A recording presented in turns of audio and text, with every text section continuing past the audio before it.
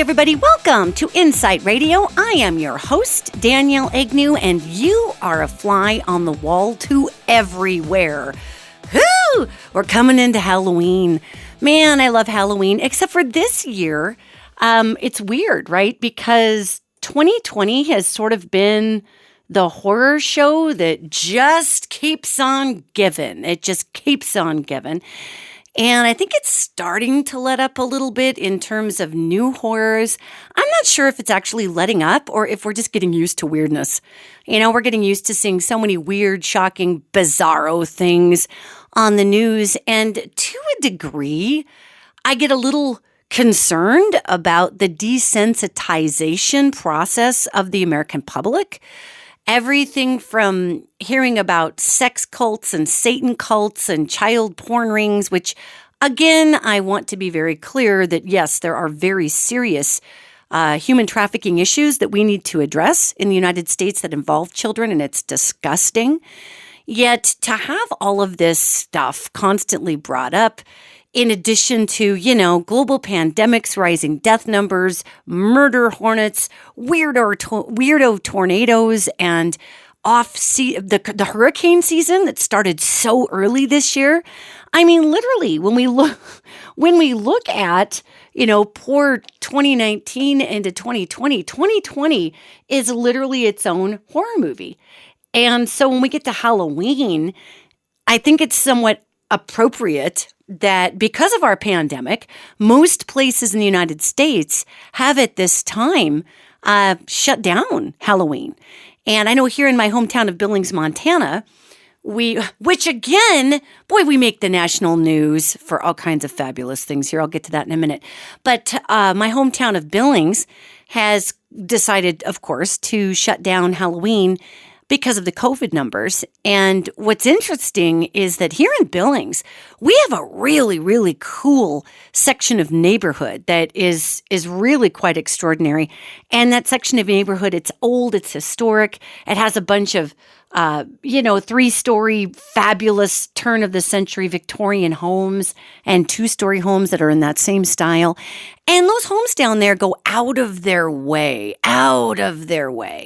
to go ahead and create really, really scary themes for Halloween. And they block off the streets, and it's a big deal. It's literally several blocks of eerie, creepy Halloween for the whole city to come and trick-or-treat. And everybody goes complete Universal Studios and knocks it out of the ballpark to decorate for Halloween in that area. Well, obviously, with the pandemic, that's all shut down. So when we look at Halloween in 2020, it's been a fright year all across the board with so many terrible, awful things happening. And really, it's been a weird nightmare year with riots and with killings, and it's just been like, wow, man, can we just go back to when a big deal was when our Super Bowl team didn't win? Remember those days? Oh my God. So I'm changing the Halloween broadcast up a little bit from what I had originally planned. And I wanted to tell the story and educate everybody on the actual process of a place that becomes haunted so that it itself is the eerie thing as opposed to a ghost living in it, or, oh my goodness, it's built on a Native American burial ground, or any of the lores that we like to spin regarding what makes something super spooky. So today's podcast, besides recapping the absolute bizarre horror show of 2020, and let's not even begin to think about all the personal lessons that many of us had through 2020. For many people, 2020 has been a horror show of dealing with their own heavy stuff. I know I have so many really good, amazing dear friends this year who went through wrenching transitions in work, in partnership, in marriages. I mean, really tough stuff. It's crazy. And so we were all doing some heavy lifting. So I think that it's appropriate in this particular Halloween cycle to talk about how vibrations in a location can actually make the static location itself the haunted, creepy thing. And it's particularly important if you have an area that has a lot of trauma that's been inflicted upon the ground. That trauma, of course, stores in particle matter. And if you are a paranormal investigator, you're aware of this factoid. So if you're not aware of it, any energy that is expelled in an area is then stored in that area, and it can be stored in the components of, say, the ground. In Road Angel, in the TV show that I'm in, we cover this heavily because I'm such a science nut, gang, right? I'm such a weirdo physics nerd and such a science nerd. And granite, composite granite, right? Granite is a composite stone. And granite holds a lot of, geophysical attribute that will conduct energy. It's got a lot of heavy metals in it. A lot of times, if you're placer mining, you're mining granite and crushing it out to dust and trying to get the silver or the gold out of that granite content. Granite also has a ton of crystal content in it, which is why your granite countertops are so party. They're so party because of all the pretty crystal or the lab. There's a bunch of rocks. I won't get into it. I get too nerdy with rocks. So anyway, all of these different components conduct electromagnetic energy, and of course, ghosts are electromagnetic energy. So when we look at all of this, we have this opportunity to see that granite is a hard drive. And if we have a home, let's just take a house or a hospital or a battle or anything that happened above a granite bedrock basin, you're basically going to have an area that's pretty heavy duty as far as storing whatever the emotion was on top of it. Now, great joy can also get stored. Limestone is a massive hard drive as well. Limestone, because it's made up of little bitty teeny weeny crystalline contents, which makes that pretty smooth stone. That is a giant conductor and hard drive as well for all kinds of expelled energies. So when we see castles in Scotland or England that are made of limestone, those things are ghost magnets. They are ghost projectors. Again, if you are a paranormal investigator, you're most likely aware of these facts because part of an investigator's job is to go through and to survey an area and decide what in that area is contributing to the possible holding of energies or to the transmission and or rebroadcasting of those stored energies. They can be emotions. They can be spirit life. They can be instances. I mean, literal replaying of events. Now, I want you to think of R2-D2, and I want you to think of Princess Leia just coming out the front of R2-D2 like a hologram, getting projected over and over. Help me, Obi-Wan Kenobi. You're my only hope. Help me, Obi-Wan Kenobi. You're my only hope. Over and over and over again, okay? R2-D2, of course, if you're, again, a sci-fi dork like I am, and I hope you are because it's so fun to be this person, R2-D2 was acting as a granite slab of bedrock or a limestone brick in a castle and replaying an event that was recorded into R2-D2. So when we look at this, we see R2-D2, really acting as a holographic projector. And so is our granite bedrock, so is our limestone, another holographic projector in an area that can store instances like a battle or somebody walking down a hallway or someone falling down stairs. Our homes. And depending on what the house is built on, as well as what's in the wall of the house, that house can sometimes become a giant radio antenna for all sorts of hauntings and what's called a residual haunting, hauntings replaying themselves. So a lot of times people who move into, let's just say, a stereotypical New England spooky house, right? It's Halloween, so let's just pump this up. So you've got this New England spooky house, and in the middle of it, you're seeing a specter going up and down the stairs over and over again in the same exact pattern, and she bursts into tears at the top of the stairs. It never changes. It just goes up and down and up and down, and it's literally the Princess Leia out of the front of the R2-D2, and it replays the same image over and over. That's called a residual haunting. Now, why would that be happening in a given house? Well, I'll tell you why. Because in a lot of the older homes, back in the day, before there was sheetrock, before there was sheetrock, there was lath and plaster. And if you don't know what lath and plaster is, it's a way of creating a wall, and it's a way of forming the wall over which plaster can then be applied.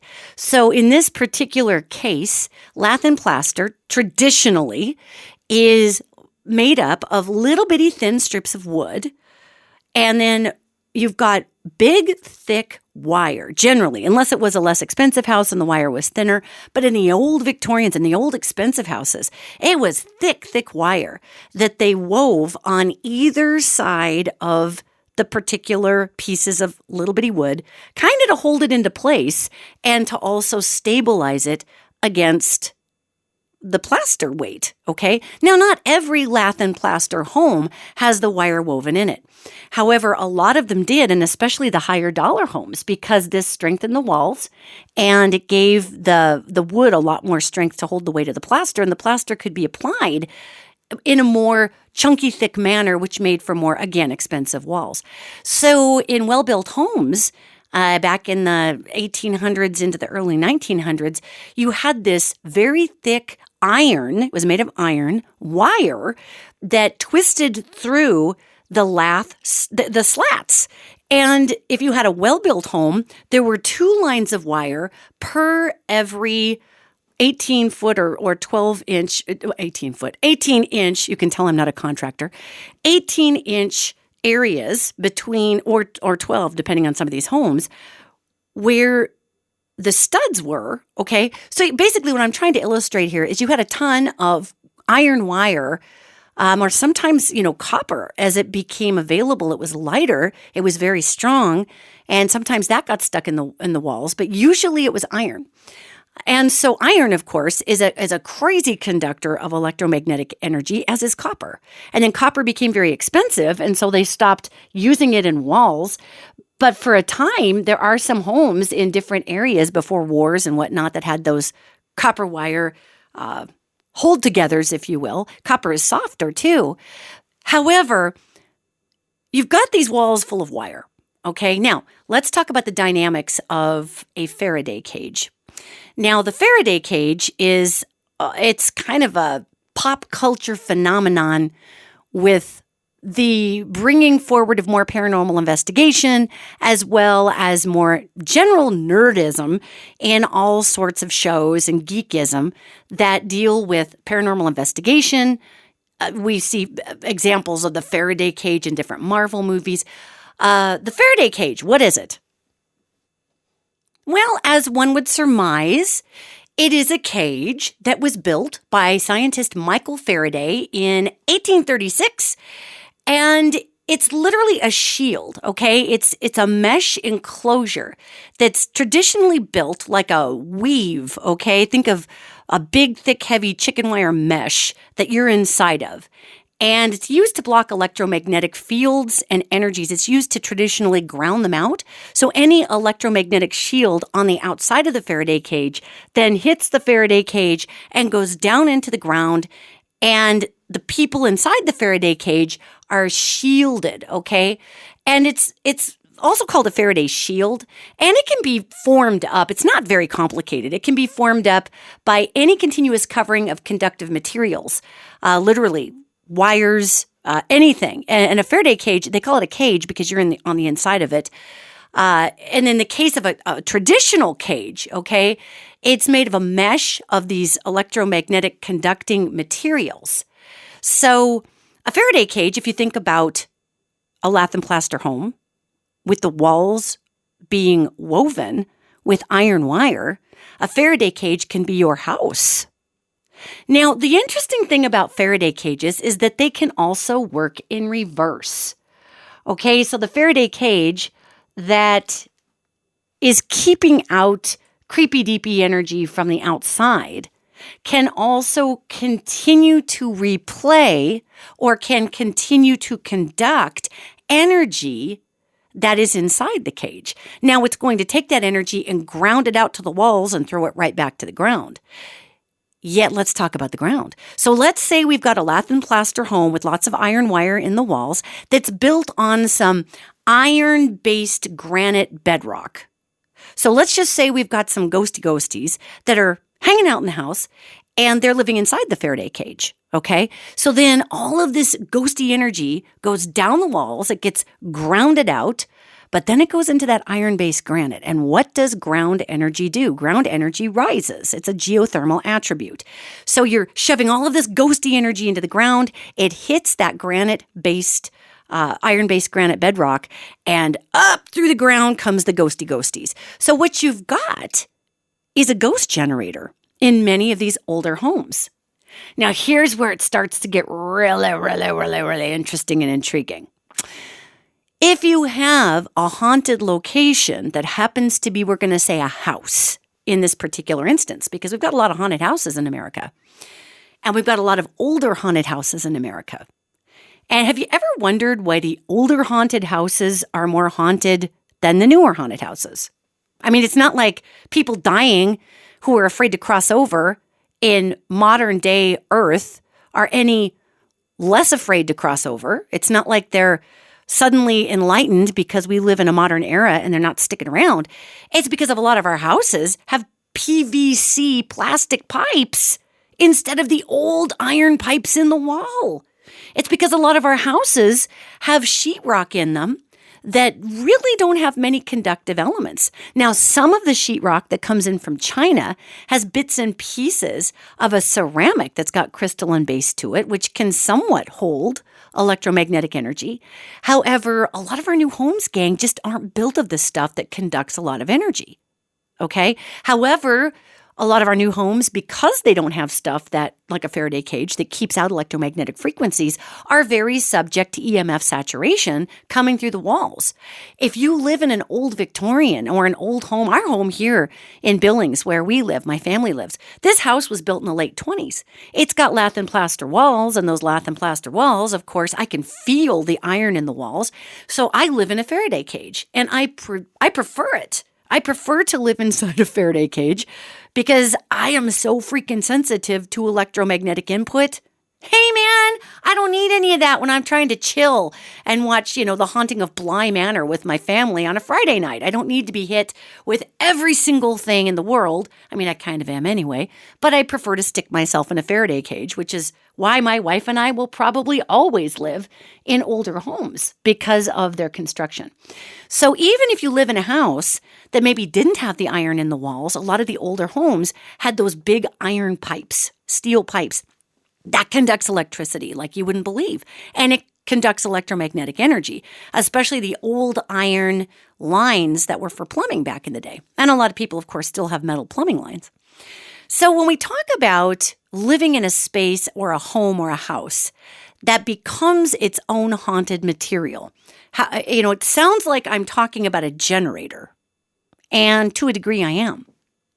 However, if you've got a home that is continuously running energy, pretty soon, all the particles that are around the iron wire, all the wood, all the plaster, all of the light fixtures, this begins to store the energy.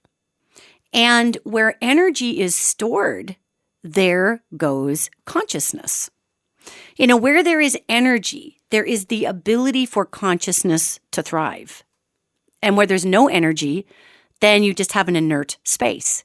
And obviously, the entire universe is made of energy. So literally speaking, that means that the entire universe is 100% conscious all the time, including a stone, the piece of sheetrock, the neck of my guitar.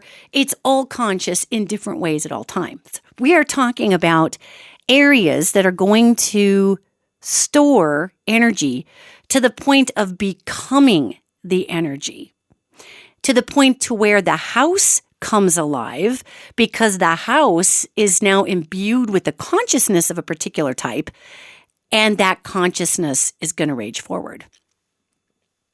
So I find that there are a lot of homes that have become conscious in their own way. The home becomes the spooky thing. The home becomes the ghost. The home becomes the monster. The walls are what are haunted, more so than simply just spirits knocking through there. And of course, there are generally spirits in those areas.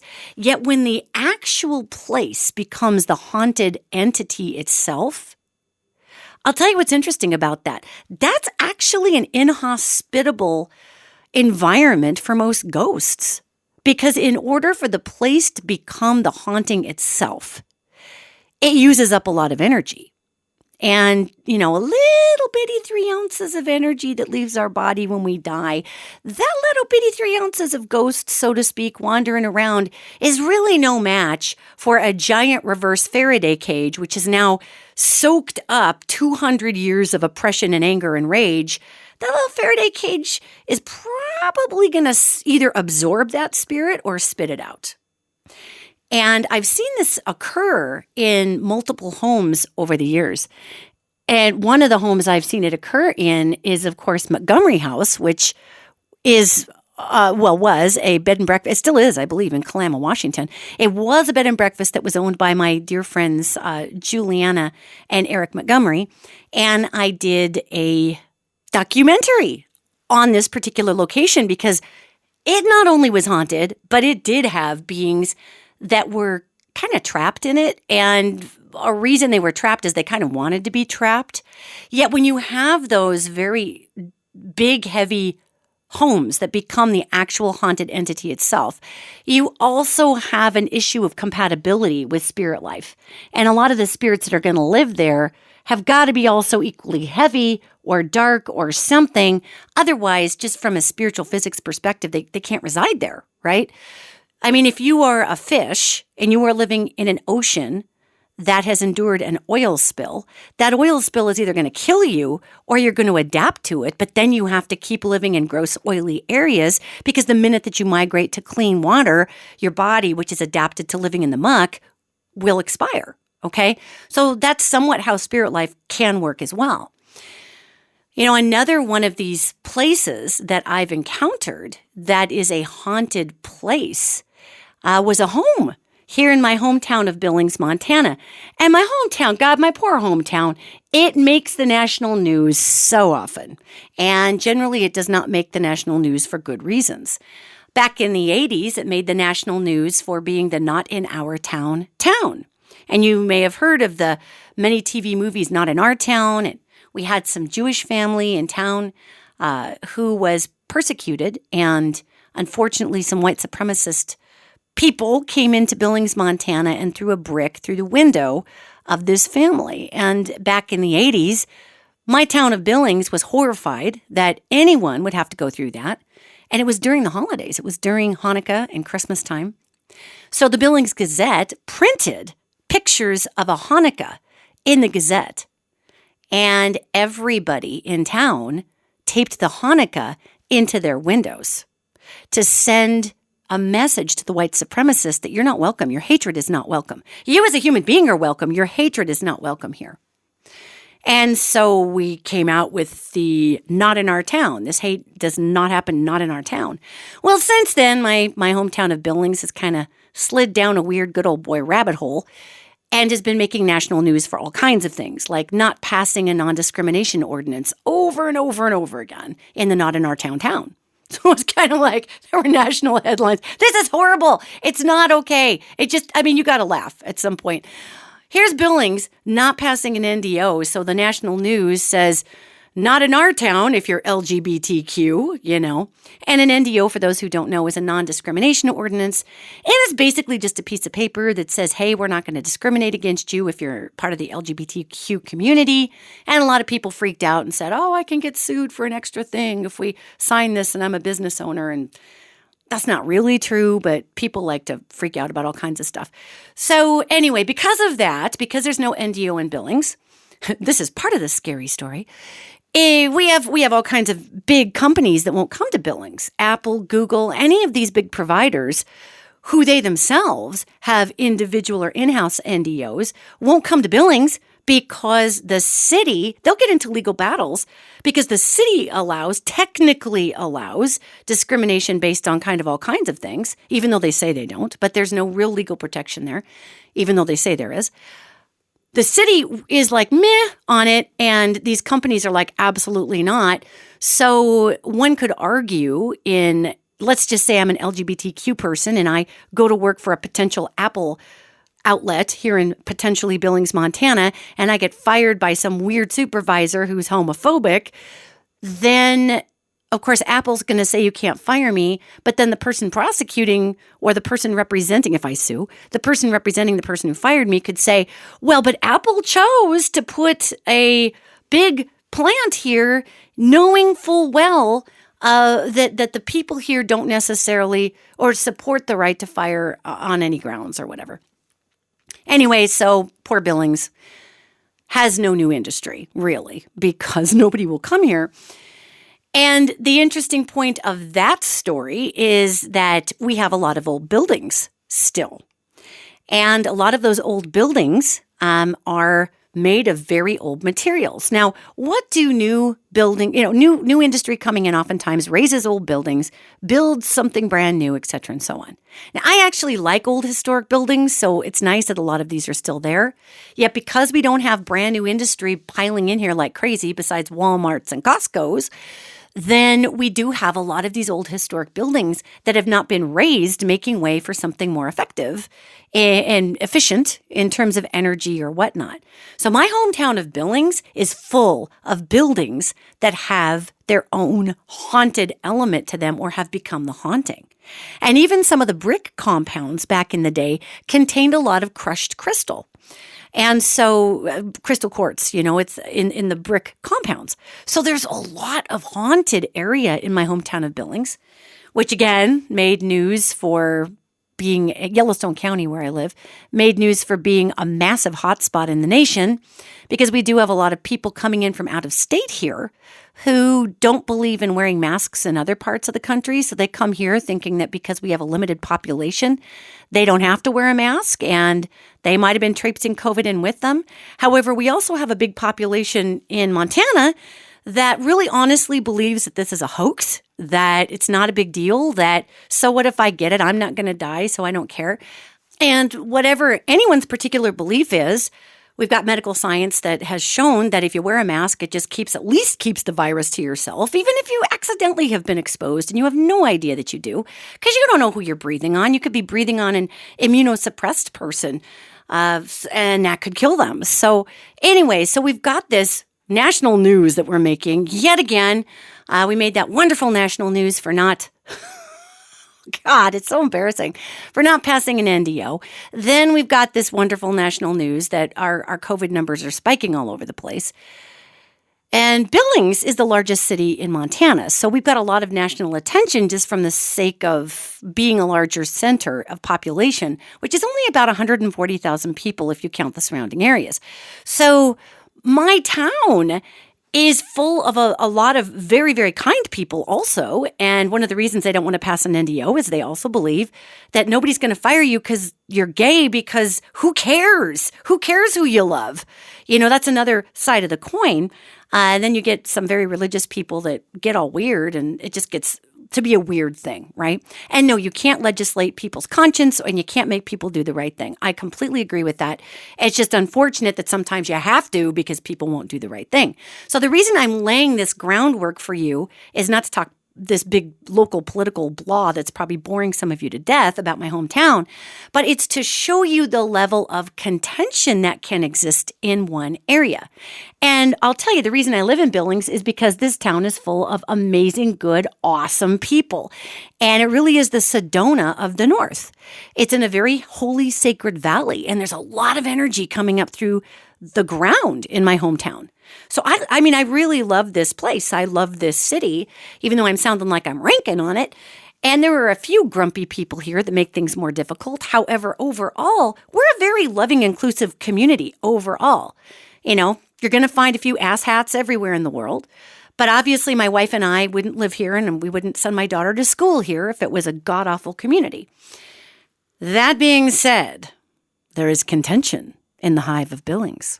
And Billings is, again, built on a valley where there's a lot of energy coming up through the ground.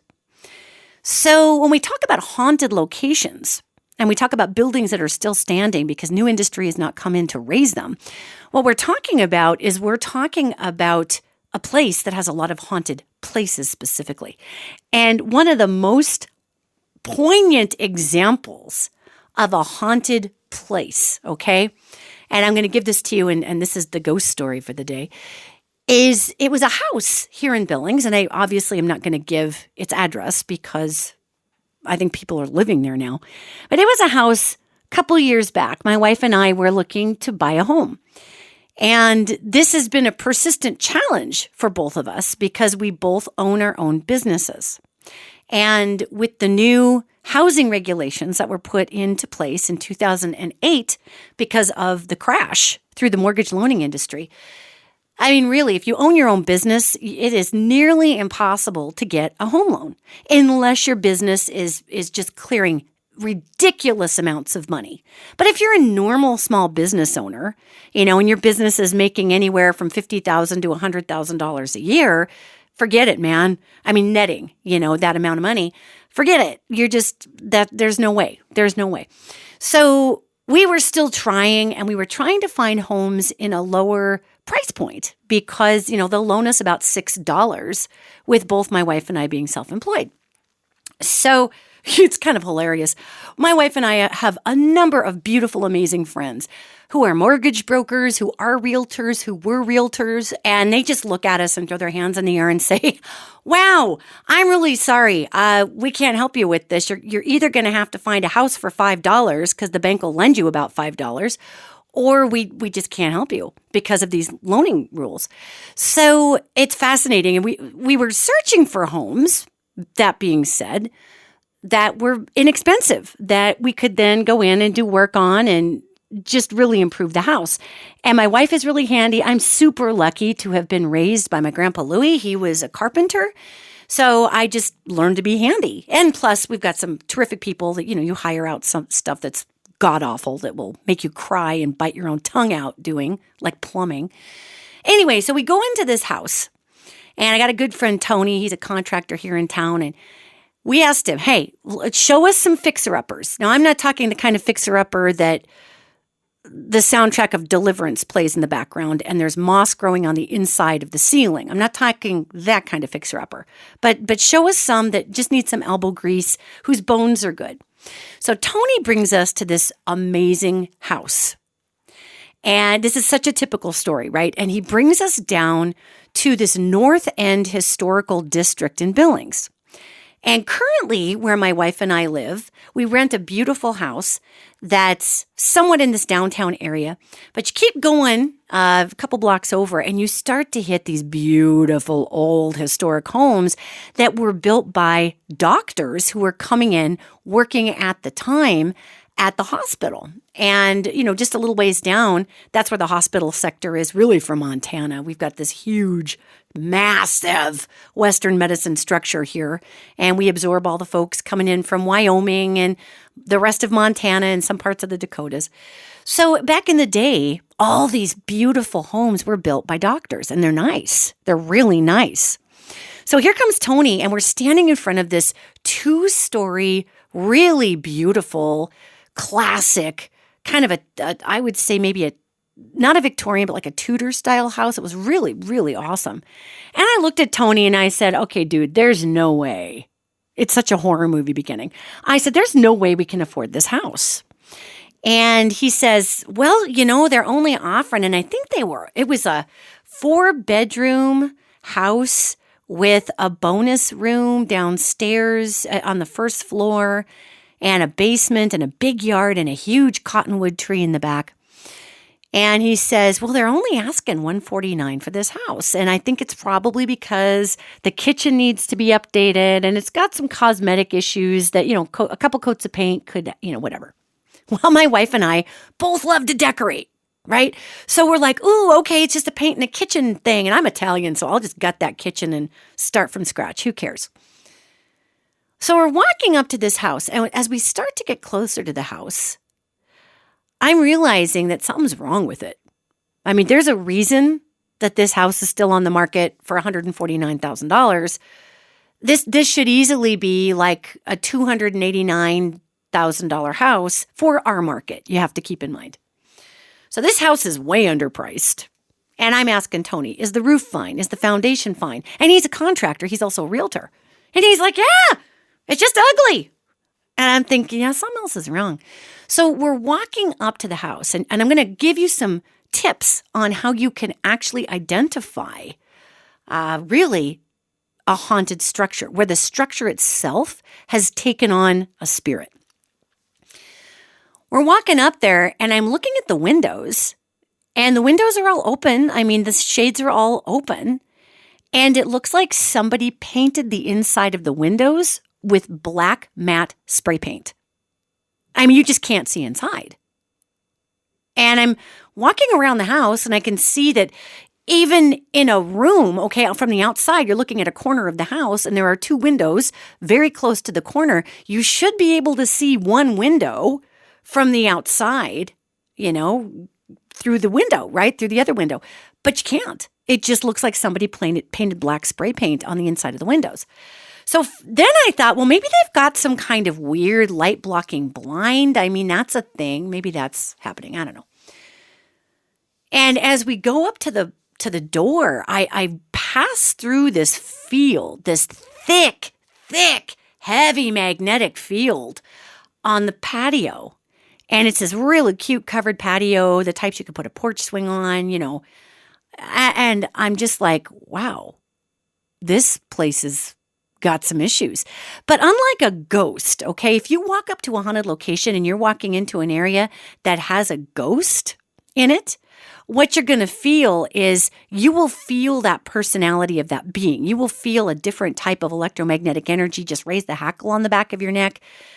This was different. I walked into the room, and you just felt the whole house go, shh. Like it just didn't want me to know it was even there. You could feel the whole structure do it. And it just sucks the air out of the room when that happens. I mean, imagine walking into the belly of a monster. You're inside the monster. And I'm standing there, and I'm trying to ignore this because there are these gorgeous, beautiful mahogany buildings that are stained this beautiful dark wood. I mean, they are just classic with beveled glass. I mean, to die for kind of gorgeousness in this house. And I walk in, and it's hardwood floors, at least in the entry. It's original light fixtures, gang, from the 1920s. Okay, beautiful hand-cast glass. And I'm looking at this going, oh my God, what a beautiful home. If it just didn't feel like I walked into Satan's stomach. This is awesome. So we're looking around, and I'm noticing things. This is another way that you can tell that the structure itself has taken on some really weird, evil attributes, is that when you're inside of a structure like that, everything seems surreal. And I'm inside. All of the windows are open. All of the blinds are open. I should say the windows are closed, but the blinds are open. So there's light coming in. But even the light coming in, once it gets to the middle of the room, it's starting to kind of dim out. And we were looking at this house in the middle of the daytime. And if I recall correctly, it was right coming into summertime. So it was bright outside. But it wasn't that bright on the inside. It was kind of milky on the inside, like there was a haze of some kind. Now, there is no haze because nobody's been in this house, and the house has been apparently vacant and abandoned for quite a while and been on the market for a long time. So we walk into the living room, and there is just some god-awful shag carpet from 1960, what the hell. And I'm looking, and there's a drop ceiling. Now, in the entryway, you can see that the ceiling was this big, beautiful 9-10-foot cover going in. It was beautiful. And you walk into the living room, and there's a drop ceiling. Ugly drop ceiling. Probably from, I'd say, maybe the 40s. It was ugly. And I thought, oh, God, is there water damage or whatever? So I was going to get back to it because, again, there was this gorgeous fireplace. We're talking custom brickwork. And I mean, just the kind of house that's haunted that you would buy and say, screw it, I don't care. I don't care if the devil's butthole is living next door to me in my bedroom. I'm going to buy this house because it's so beautiful, So I'm just like, okay, something's wrong here. And we leave the living room and we go walking up this little tiny narrow hallway. It was weird. And we're going up the narrow hallway and I could just feel something that was at the end of the hallway. It just dipped around the corner. Like it was just trying to stay out of the way of me. And I thought, what the hell is in this damn house? So I'm doing my little psychic net. I'm throwing out my psychic net. I've got my antenna out. I'm trying to figure out what the hell's going on here because this is weird. Something's so off and surreal, and it feels like I'm in a weird dimension. The space-time isn't working out. The light is cut. It's milky strange. I even asked my friend Tony, I said, was there a fire in this house? Was somebody in here smoking? And he's like, no, it's just maybe it's dusty. And I said, has anybody shown this house recently? Have people been through this house? And he's like, not that I'm aware of. So whatever. So we go down this narrow little weird hall, and I felt this thing just kind of around the corner, just out of my way. And there's this middle room. And the middle room has newer gross carpeting, and it's golden green. So I'm guessing it's this. We've now moved up into at least the mid-70s. It's shag. And the walls in this middle room, which I think might have been a grand dining room at one time, were painted dark blue to the point where it looked black in this room. And it was paneling, some kind of god-awful paneling. And there was this other, in the living room, there was this ugly, ugly paneling that had been put up, it looked like in the 40s or 50s, that classic paneling that was such a big deal back then. But somebody had painted over it, and it was just weird. It felt weird. And I'm like, ugh. And I'm getting out of the ground. I'm feeling meth. I'm feeling drugs. I'm feeling sex. I'm feeling drugged out sex. I'm feeling sex for drugs. And I'm looking at this room, and I'm thinking, oh, okay, I think the story of this house is trying to tell itself. So my wife was ooged out. I was ooged out. I didn't even want to walk around that carpet. I was like, oh, God. So we go back down the hallway, and there's one of the bedrooms and again, we get down to the end of the hallway, narrow hall. And there's this bedroom at the bottom, and it's just got this really short office carpeting in it. And my chest just congests like crazy. And the place itself, it's not a ghost. It's the bedroom, feels like tuberculosis. It feels like lung cancer. It feels like not being able to breathe. And I start coughing in there. And I'm like, what in the heck is going on? Somebody who was in this room had a long-term illness and was dying. And it was just this icky, awful, heavy feeling back there. And I keep feeling like somebody's looking at me, except I can't pinpoint the spirit. Now, gang, you got to understand, the way that I am wired, I can pinpoint the spirit. I can find the needle in the haystack, right? And so I'm trying to find this spirit, and there's just nothing.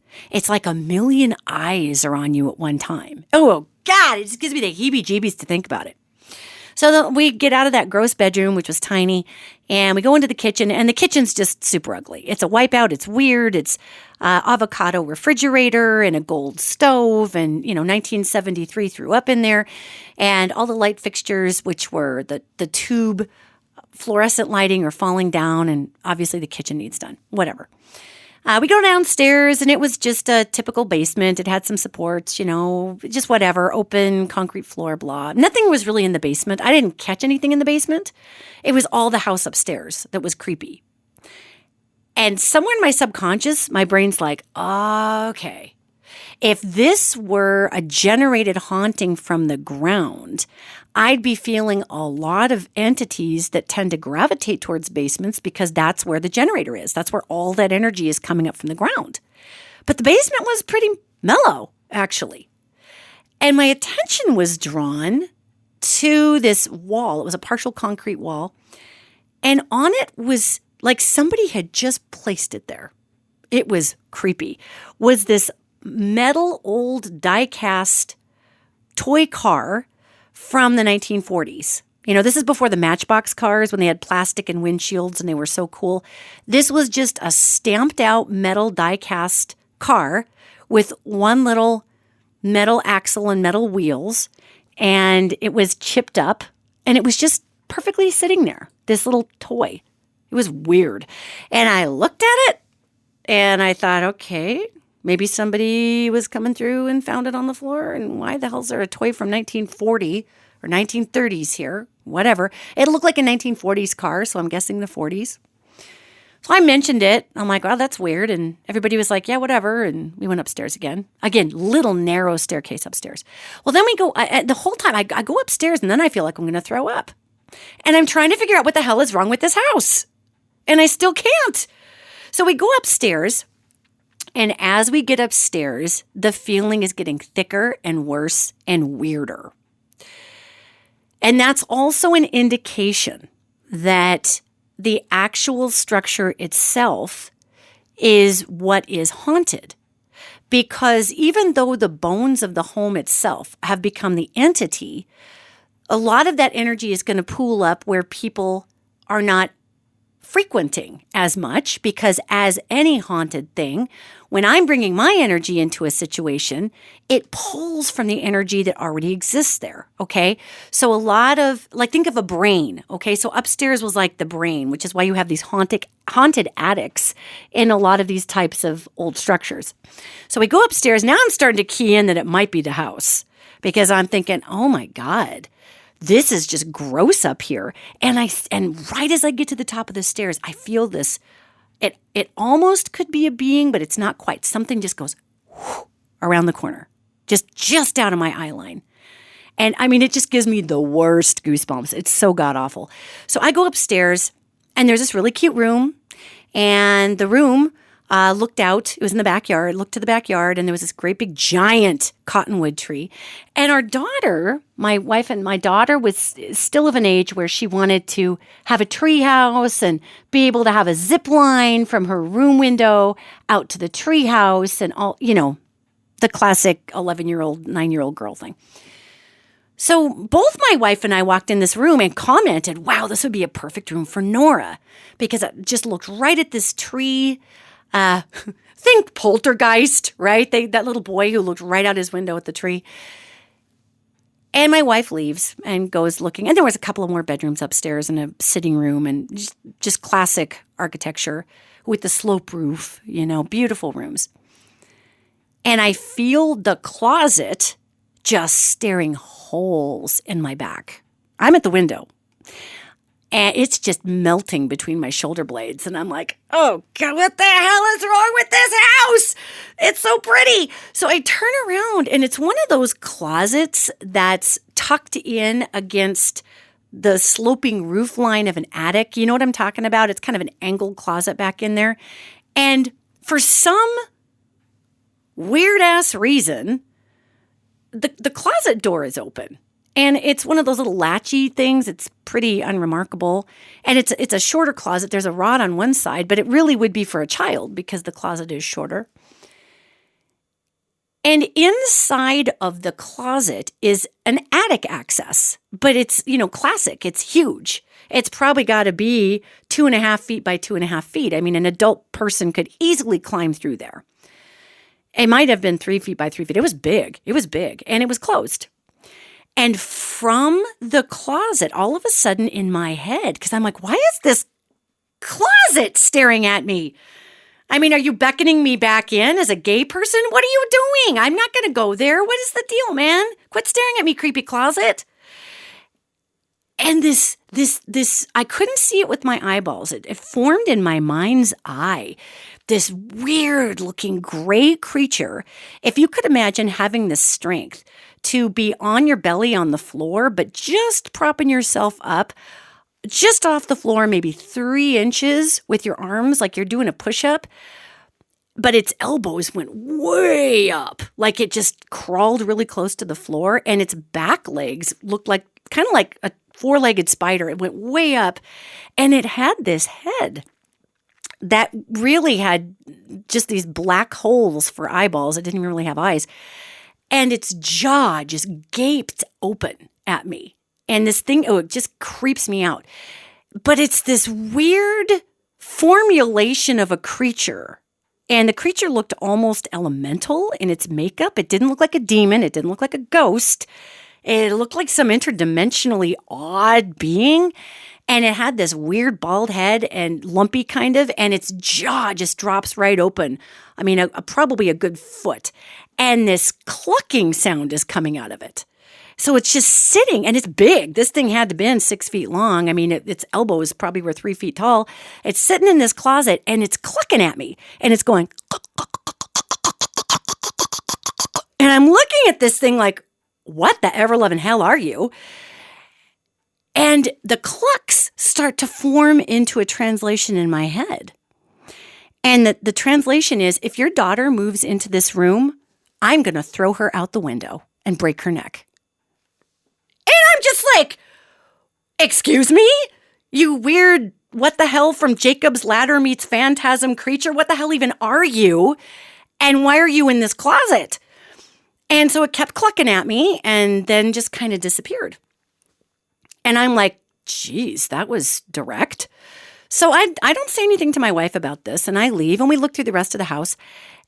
And there was this sitting area upstairs at the top of the stairs, and that's all it was. It was a little cove with a chair and a window and an old built-in phone desk. It was so cool. Anyway, right in this sitting area was this attic. And the attic space was, again, a big entryway. And this thing was coming out of the attic. It was just like I can't describe it. It was a psychic sound that sounded like air. And it was just up there going, that's what it sounded like. It was bizarre, like there was some energy running through it. So I waited till my wife came around the corner. There were 2 other little cute bedrooms up there. And I waited for my wife to come around the corner. And I said, I'm opening this up. And she says, which is unusual for her, she's like, you sure you want to do that? Which was weird because my wife is not nearly as creepy, feely, weirded outy as I tend to be. And so I was just like, yeah, I want to see, because by this time, there's some correlation in this house with the attic and this weird interdimensional creature or whatever it was that popped into the closet. And I'm thinking to myself, my God, this thing is recycling energy through the attic, whatever this.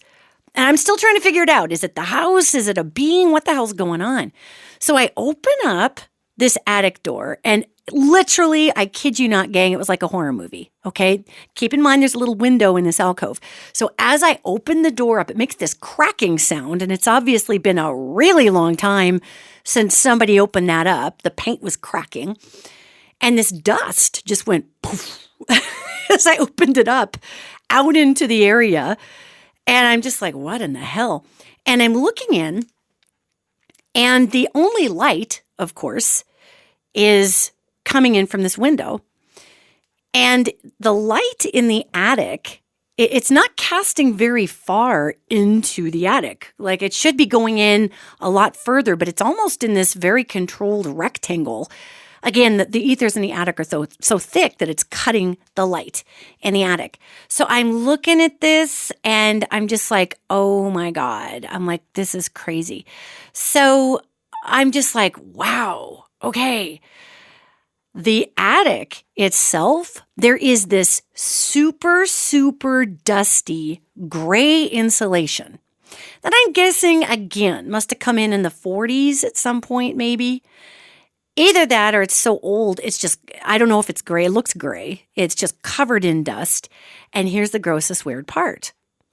In the fiberglass or whatever this stuff is, I don't know, I didn't touch it, there are toys. There are kids' toys. Little bitty kids' toys, again, from the 1930s and 1940s. And it's not just like, oh, there was a little box here and some toys fell into the attic. They are equally distributed all over as far as I can see back in there.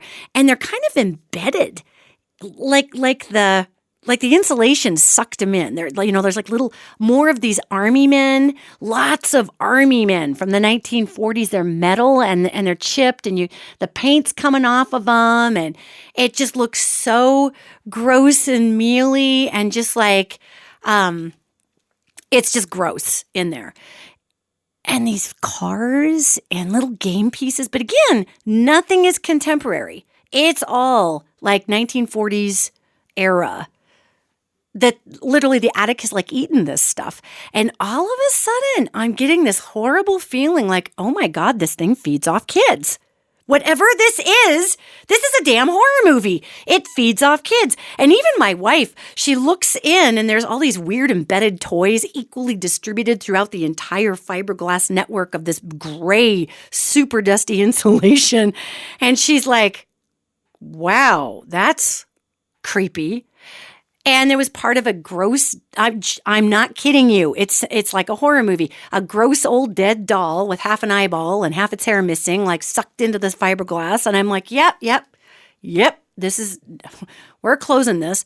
So I close it up. But when I opened it up, besides this freak show of crap that was up there, that's when I realized that the whole house exhaled when I opened that door up. The whole house just went, I'm like, okay, I think the house eats kids. I think this house is the monster. And I'm trying to figure out, so at this point, I've now determined that the house is the actual haunted object. Like there's not even necessarily a being per se, and that the house itself is drawing beings in and projecting them outwards, and making them all be. And so I was just like, oh my God, what the hell? What the hell is this? So here I am, and we go downstairs in these little bitty narrow stairs, and I've got a hold of the railing because at this house, I'm thinking this house is going to push me down the stairs. It was not a fan of me. It wanted me out of there. I wasn't necessarily a fan of it. It took me long enough to figure out that it was the haunted thing. We're going downstairs and we go out to the backyard to look at the tree, and there's a cute garage and there's a hot tub space, and all these things. There's like a pad you could put a hot tub on. And I turned to Rebecca and I said, what do you think of this house? And she turned to me and she goes, well, I mean, it's got some structurally really cute things, but I don't know. The weirdest thing happened when we were up in that back bedroom in the room we were talking about Nora being there. She's like, I got this awful feeling that if we put her in there, something's going to throw her out the window. Now, you got to keep in mind that my wife and I never actually had the conversation about the thing that I saw in the closet or about the message it gave me that if you put your daughter in here, I'm going to throw her out the window and break her neck. So I looked at her and then, of course, told her my end of that story. And her eyes got really big and she said, we aren't buying this house. I said, well, no kidding. We're not buying this house. Not to mention we probably could never get a loan for it because it was over $6. However, I was like, what the hell? So we start walking back into the house and I say to my friend Tony, I tell him about all this. And I said, has there been anybody who's reported a haunting in this home or unusual activity in this home? Or do you know any history on this home? And he said, well, there was an old couple that lived here forever and ever and ever. And the wife died. And then the husband was here forever. And he had some kind of long-term illness. And he finally died in the house.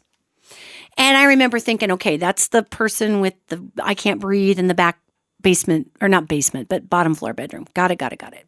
Because there was a very masculine, lonesome feel back there. But again, it wasn't his ghost. It was in the walls. It was in the floor, right? So then I said to my friend Tony, I said, would you mind going back to the front room with me? I need to go back to the living room. So we go back to the living room and we're checking it out. And I'm like really scrutinizing this paneling and this drop ceiling. Because remember, this place had beautiful cove ceilings except for in this one room. So I'm looking at this going, this is weird. And of course, the kitchen had a drop ceiling because somebody put in one of those god-awful tube light systems that, ugh. So here we are in the living room and I'm looking at the paneling. And the paneling, again, is that old 1940s, 1950s, really, vintage style paneling. And the paneling I'm sure at one time touched when they nailed it up there. But, paneling over time will shrink, and especially in an area like Montana. Montana is very, very dry. It's called a high desert climate here.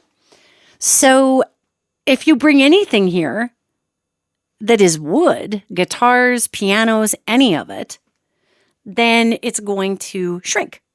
So I'm looking at this paneling, and there's just these little bitty, maybe 1/8 of an inch gaps in the paneling. And my eye catches that, you can see a white, or actually it was like a light yellow wall that was back there, and just a weird black stripe. And then up the crack a while away, there's a weird, maybe inch wide black strip. So I walk over and I kind of stick my eyeball right against the paneling, and the black strip looks like it's got fuzzy edges. And I'm looking at that going, God, that looks like spray paint. So I borrowed, I don't even remember what it was, some kind of a stick that was laying around, and I poked one of the paneling tiles up because I figured, okay, what the hell? Why? Is there water damage? What's going on with the ceiling? So I said to my friend, who is a contractor, again, I said, I'm going to check the ceiling out to make sure there's no water damage. It's weird they dropped this ceiling. And he goes, yeah, that is really weird. I wonder why they did that. So I poke open the ceiling tile, and sure enough, there's a beautiful cove ceiling above it, and there's a yellow wall that kind of runs into this white cove ceiling. Looks like vintage yellow paint from the 30s. And on the frickin' wall is spray painted sigils. Like black sigils. Weird. If you don't know what a sigil is, it's a shape or a symbol that is oftentimes used in incantation work, that is used to set up a perimeter or call in spirits. And there's all these sigils, and I'm just poking up the ceiling tiles as I go along, and someone had spray painted sigils all along the walls of that living room, and then paneled over the top of it and dropped the ceiling. I crap you not. And my friend Tony is looking at these black spray painted symbols all over the place, and they're old. This is old earth symbols, like real old medicine, old magic, okay? Way predating Norse kind of stuff. I mean, I'm a translator, right? So I'm picking up all of this. Where the hell did you even find this stuff? Probably in a book somewhere. But this is old magic. This is poking a hole between the here and the hereafter magic. This is like crazy, nasty magic just all over the place. And I'm looking at this and I'm just like, oh my God, this is so horrifying. And I'm like, wow, okay, this is heavy. And then I'm realizing, I get it. Somebody was in that home and practiced some sort of old religion or old magic, and basically made the whole entire house into a portal. So it made sense as to this creature upstairs, which really looked like an interdimensional, I don't even know what, with its cluck, cluck, cluck. I'm like, what the hell? Hello, Jacob's Ladder. Where did you come from? I mean, it was bizarre. Someone had literally created this home to be a portal to a different magic dimension or to a different place. They were incanting in this house. So then I go in back to that room, the middle room that I told you about, that I think was a beautiful dining room at one time. It had a really cool stained glass window on one side of it, but it had been painted this dark blue. And I realized that somebody painted over the top of, I'm guessing these sigils just went around the whole bottom of the house. And I thought, who the hell lived here that did dark magic? And it wasn't the kind of sigil gang. There's all kinds of energies in sigils, and there's a lot of Norse sigils and symbols, and they're not all bad, all right? So please understand that just because someone practices incantation arts, it's not always a bad thing. These were bad, okay? This was just shit-tastic, gross graffiti that turned the house into a hole to hell, basically. So then I'm realizing, oh my God, this is This is in the house. It's in the bones of the house. It's in the structure of the house. It's running up and down those big iron wires of the lath and plaster. This house is a hole to hell or somewhere else or to another dimension. It was so creepy. It was so creepy. So I tell Tony about this, who at this point, my friend, he's this big burly dude, and he's looking up. He's like, that's some weird looking graffiti. I'm like, yeah, those are called sigils. That's witchcraft stuff. That's dark magic stuff. And when I say witchcraft, I actually have quite a number of Wiccan friends who do all sorts of really positive, old, original indigenous religious stuff, earth magic, that is, quote, witchcraft. This is dark incantation is what it was. So I'm not going to insult my Wiccan friends by saying it was witchcraft. It was dark incantation stuff. So we leave, and obviously Rebecca and I are like, hell no. Not just no, but nope on this house. And as a person who goes in and clears out hauntings and clears out energies, I am not detoured by a creepy, scary house because I'll chat with the spirits. I'll send them on their way. We'll cleanse the land. We'll clean it out. It's kind of like getting rid of a roach colony. We'll rip out the sheetrock and start again, so to speak, spiritually. But when you have a place where the actual home has been turned into the conductor for shit, that is absolutely horrible. And that's not an energy I really want to deal with. It doesn't work unless the house is sitting on an appropriate section of ley lines or has a bedrock that's appropriate to it. Now, I wasn't feeling this creepy energy in the basement because guess what? There were no sigils painted in the basement. It was all upstairs. And I'm thinking to myself, God only knows what's going on in that attic. This is god-awful. So the wraparound is we leave, and I talked to Tony about it, and, he's like, well, now that I'm thinking about it, I guess this house was vacant for a while, and a lot of people lived here that it was kind of a meth hut or a meth house or whatever. And that's when I think I was picking up the meth in the middle dining room area whose walls have been painted this blue-black. I think that was that culture in there that affected that room or those energy signatures. But I think the reason that the place was abandoned and was drawing in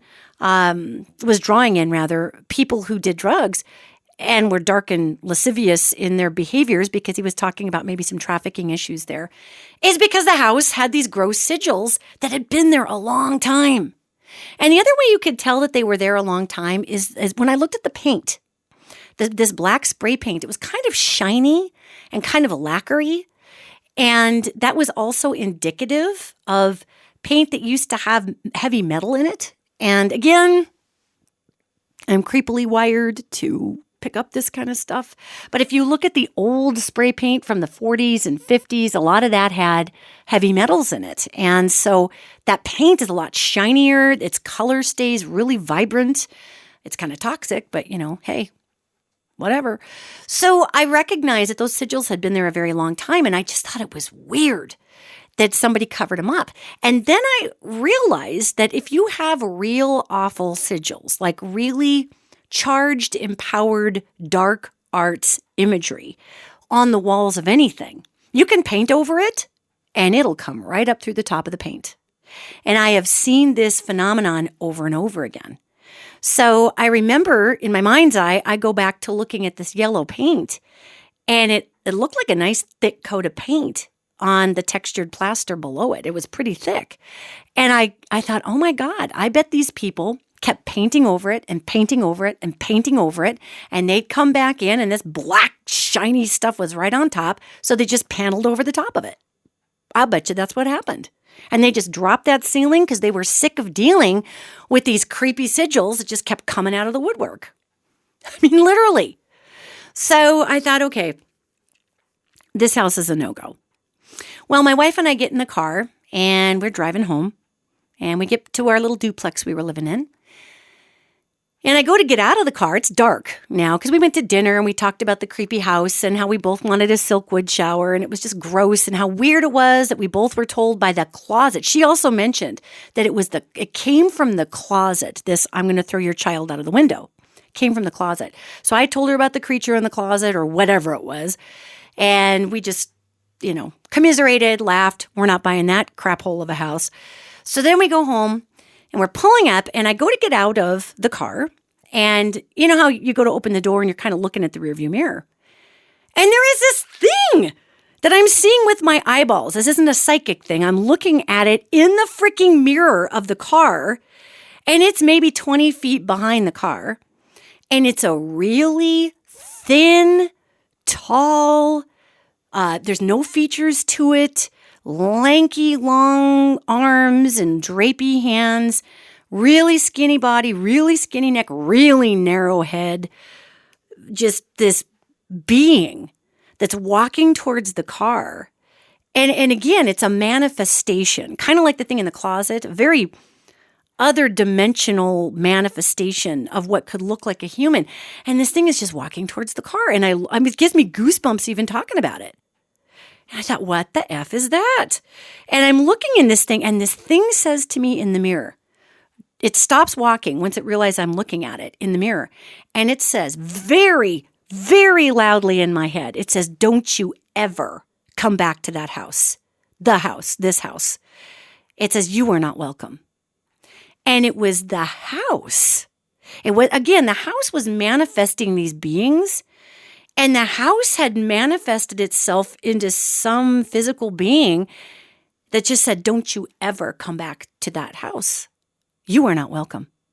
And I looked at that thing in the mirror and I said, don't you ever follow me home again, or I will come back to that house and we're going to have an issue.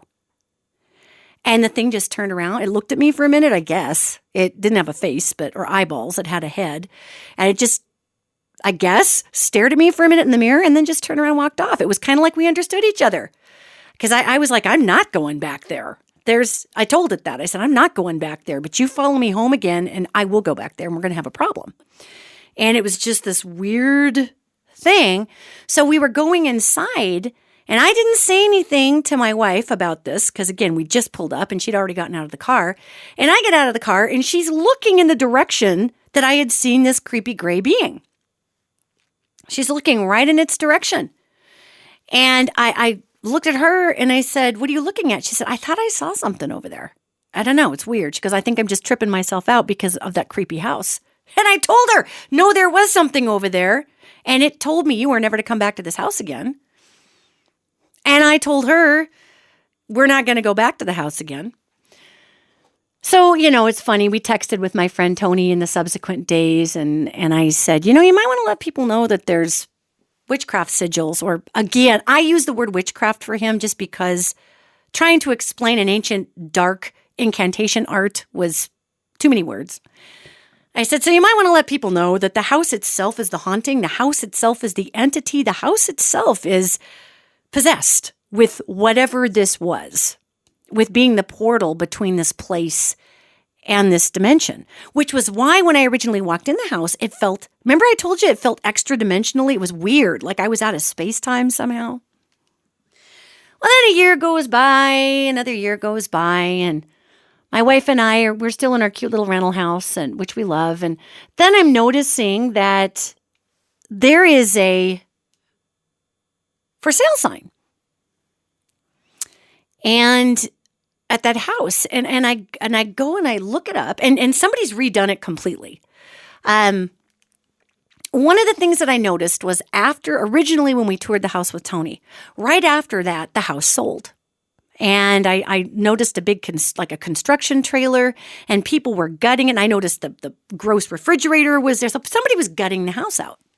And I thought, well, you have fun with that, because whenever you disturb energy in a haunted location, it kicks up the spirit life. So I'm just trying to figure out how these people are justifying what the hell they have to be witnessing in this home whose bones are alive at this point with this creepy energy. So I'm thinking, wow, you must be seeing some crap flying in that place, people. What in the ever-loving hell? So I noticed that, in maybe a few months, originally that house had gone up and it sold. Okay. Then I realized about a year later, the house was on the market again. And I remember thinking to myself, hell yeah, that house is on the market. Somebody went in there, bought that house, realized that you can tear down the lath and plaster with the creepy sigils, but you still have the bones of a place that has been made into a portal. I mean, you can raise that house and the ground is still an active portal. You would have to go in there. And generally, when you're dealing with big dark arts like that and they poked a hole in something, there are rituals to close that up. And of course, you can bring in angels and they just stomp it down flat, but it depends on who you are and how you work with things like that. But again, it's very difficult. And sometimes if the ground itself is open to having a giant open portal to hell, then you kind of can't close it. It's like trying to close a shooting geyser, with two hands over the hole. You're going to burn yourself to death. It's just too much energy coming up.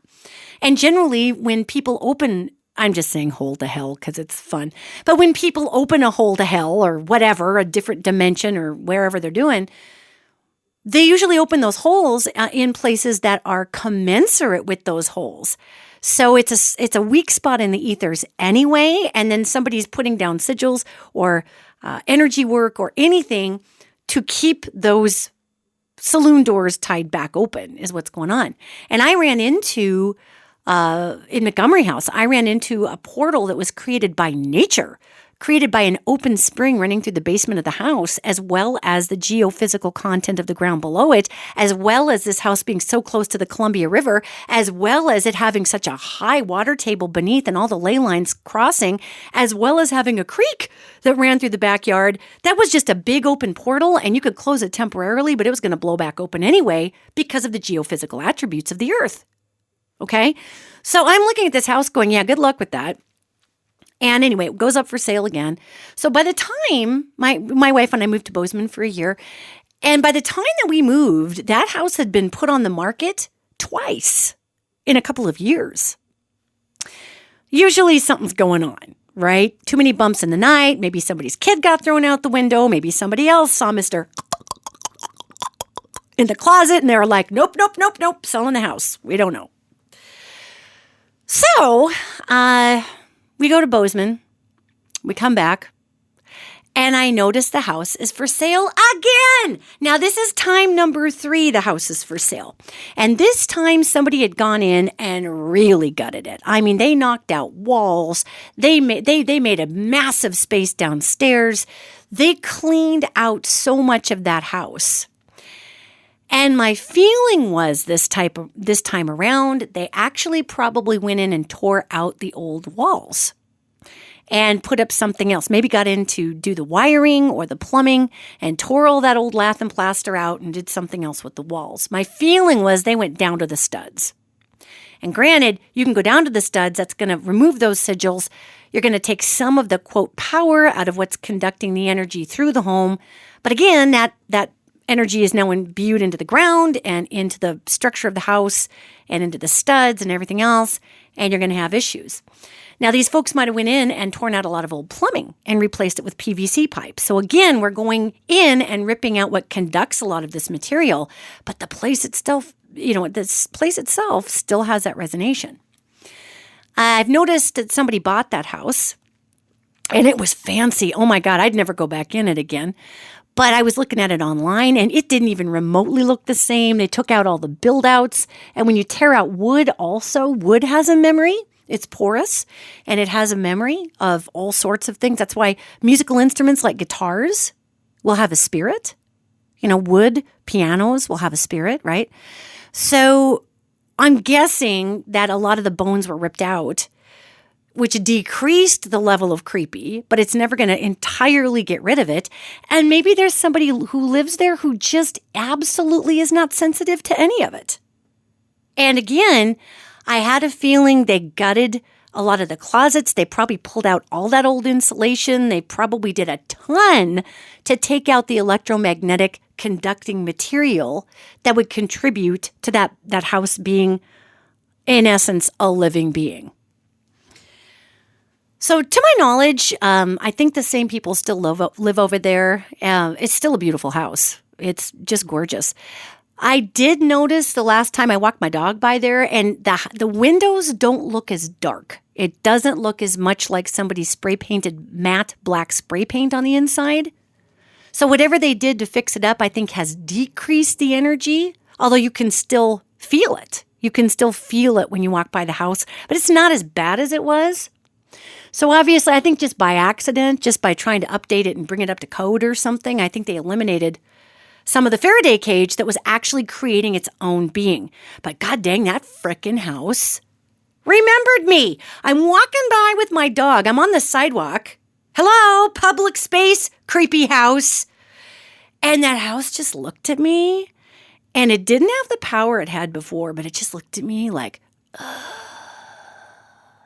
And I kind of looked at it like, look, you may have a commercial stainless steel stove that's gas. You may have a commercial walk-in stainless steel refrigerator.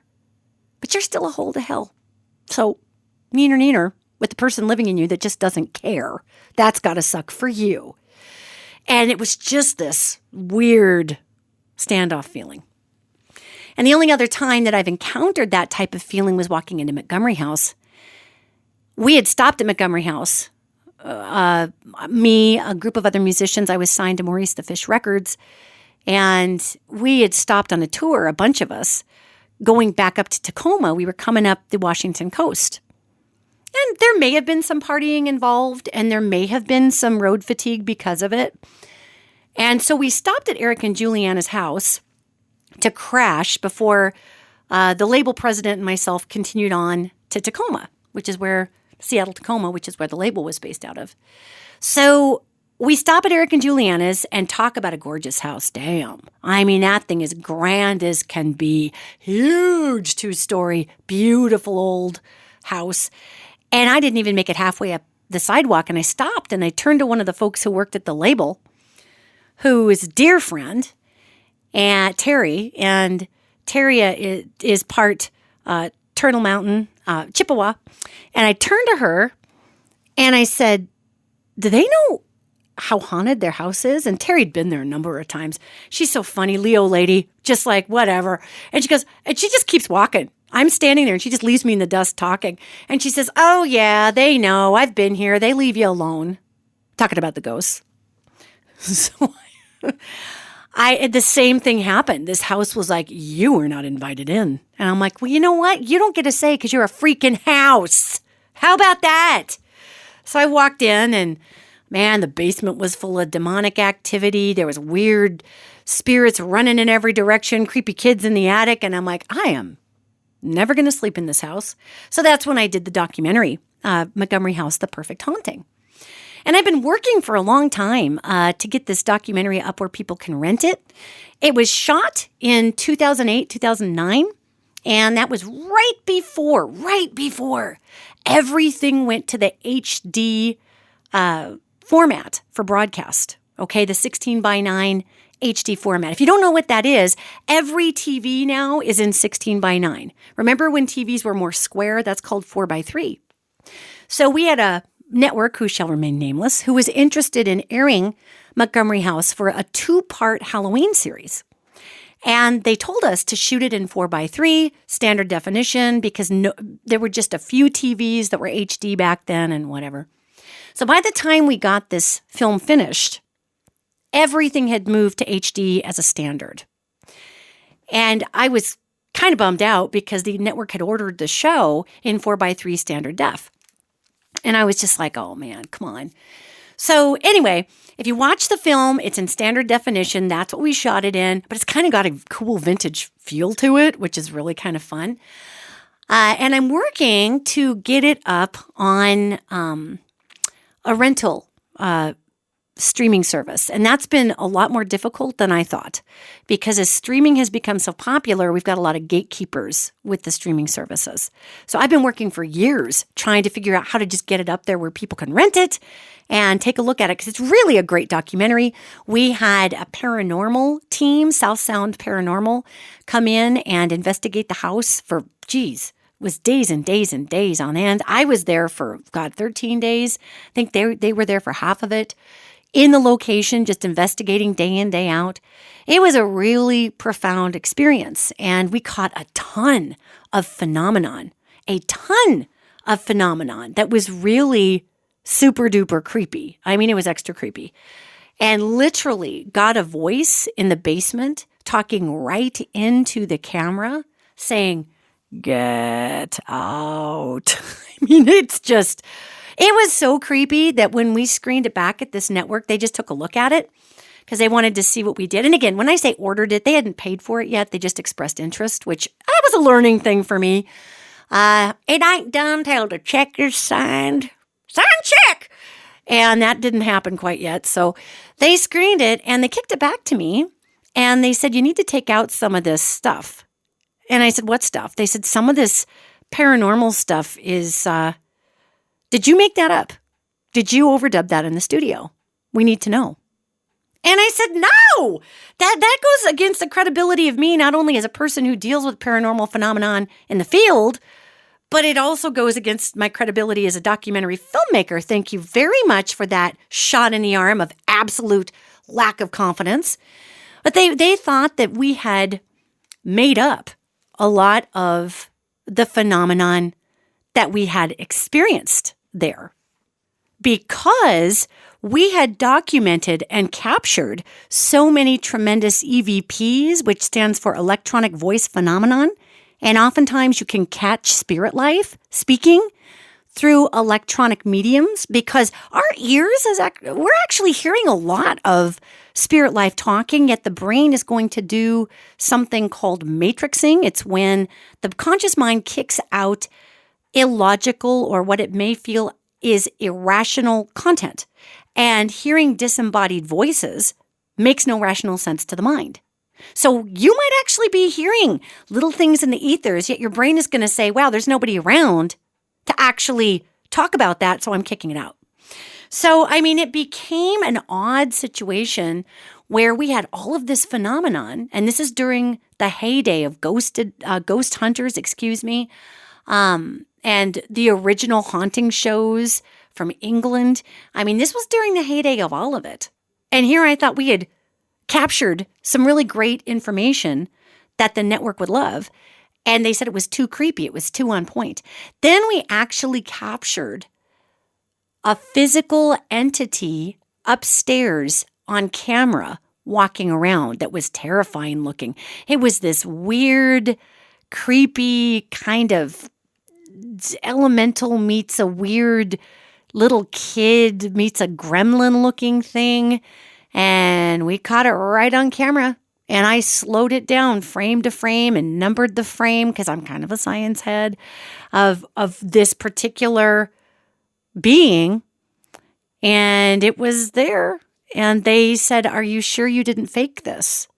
And I said, no, I didn't fake it. This is in this house. And they said, well, we think this actually might be either seen as a hoax or just too disturbing. Because, we've got these other very popular paranormal shows, and they don't get this kind of phenomenon on it. So we're really having a hard time believing that you either got this, or if you did, we're not sure we should show people that it's there.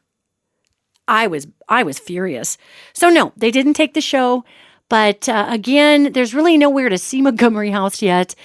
We had them pressed to DVD. They're dual density DVDs, which are now called Blu-rays.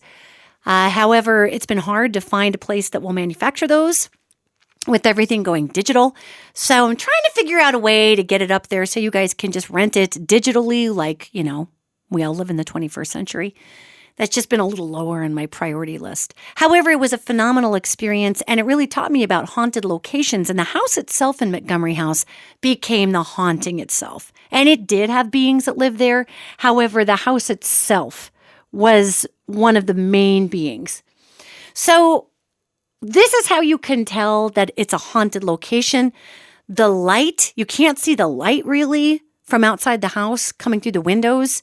I'm not talking about a lamp being on. I'm talking about ambient light. It just looks extra dark. There is an extra thick, heavy feeling in the house, like you could cut it with a butter knife, almost like humidity, but you can't quite even feel it on your skin. You can almost feel it in your lungs, but you can't put your finger on why it feels heavy. You may feel like you're in a different dimension, lightheaded, like something's a little off, like you're out of space-time or you're in a different time frame altogether and it doesn't reconcile. There might be difficulty that you have with your particular electronic instruments. When we were shooting Montgomery House, The Perfect Haunting, we were downstairs in this demonically haunted basement. It was terrifying. And under the stairs, I kept feeling these entities under the stairs. So you have to understand, as a director of a paranormal documentary, I can see where these beings are. So I would tell the camera crew, go cover over there, or I would tell the paranormal group, listen, this is where the beings are crossing all the time. These ghosts are moving back and forth, say in this corner of the attic. So set your camera up here and you'll be able to see that. And sure enough, the camera crew upstairs on one of the IR cameras, you could hear kind of some footsteps, and then you see this piece of plastic just pulled as this being was leaning forward to look at the camera to see what it was. And you see the plastic right by the lens just go click, and it's pulled in a funny way. There was like a plastic tarp is what I'm referring to. So, there's different ways that you can tell that a place is haunted. And can you improve the vibes of the place? Well, sure. And how do you do it? Of course, through music, through Tibetan bowls, through good vibes, meditation, prayer, beautiful candles, opening up the windows and letting light in. Music, positive music drives out a lot of negativity. However, if the house is built, as Montgomery House was, on a place that is just conducive to staying open, then you kind of can't get mad if you move to Yellowstone Park and erect a wooden foundation over the top of the Old Faithful geyser. You can't really get mad that every 90 minutes or so your house is flooded with water. You put your house on a geyser. What do you want? And unless there's going to be any deep movement of that subterranean activity seismically, that geyser is going to keep exploding in the same place. And same goes vortexes with earth energy. So I'm hoping that I'm giving you an overlay of what it's like to have a place specifically haunted, different than, hey, here's my house and here's a ghost in it. Because ghosts you can cross over, you can ask to leave, you can burn your sweet grass. Sage is a neutralizer, sweet grass is a, hey, get the heck outer. You can do all kinds of things that make it easier and more hospitable to get rid of a ghosty element. In humans, like elementals or demonic activity, which demonic activity is pretty rare, gang. It's really attracted to some pretty horrible things. Yet that type of energy is generally going to be in a place not only of a lot of trauma and where that trauma happened and is soaked into the ground and the walls and everything else. Darkness is attracted to trauma. It eats trauma and despair. That's its food source. But also at the same time, you're going to have areas that just remain open. In that demonic life, it's easier for it to come through in vortex areas or space folds in the space-time continuum. Because really our dimension, the third dimension, is so light and it's so high vibration that it's very difficult to break into two different portions of dark and light unless you have some swinging saloon doors. Otherwise, the darkness just gets eviscerated when it comes into a high vibration area. Have you ever been around somebody who has such good vibes that you just want to keep hanging out with them? They just make you feel better being around them. It's because their energy field is so high that it drives out all this darkness. It drives it away. Darkness, it's a lower vibration and it just can't hang in the high vibration that is created with light. So that's the power of positivity also. But staying in the vein of our spooky Halloween broadcast. Drive around your areas. Find out where if you're a paranormal investigator, drive around, find out where there might have been traumatic things that happened or scary things or dark things or weird things, and see if you can drive by and just from the outside, see those windows that look like they were spray painted with matte black on the inside. And see if you can walk by and see if you can feel not just that prohibitive electromagnetic feeling of a ghost being in a building. That's more of a rush or a weird tingle. See if you just feel like the whole place just doesn't want you there. if it's just this low-grade, quiet dread that as you walk by just says,